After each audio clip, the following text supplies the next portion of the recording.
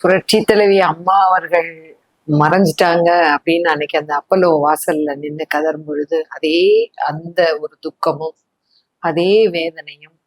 ஏன்னா ஒரு பெரிய ஆளுமை, பெரிய ஒரு தமிழகத்திற்கு கிடைத்த ஒரு பொக்கிஷம். இந்திய திருநாடே அனைத்து தலைவர்களும் திரும்பி பார்க்கக்கூடிய அளவுல இருந்த ஒரு தலைவர். தமிழகத்துல என்ன திட்டங்கள் அம்மா அனௌன்ஸ் பண்றாங்க, அம்மா என்ன மக்களுக்கு கொடுக்குறாங்கிறத பார்த்து பார்த்து தான் எல்லா மாநிலங்கள்லையும் செய்த ஒரு மாபெரும் வள்ளல் தலைவி, புரட்சி தலைவரை நினைவு கூர்ந்த ஒரு தலைவி.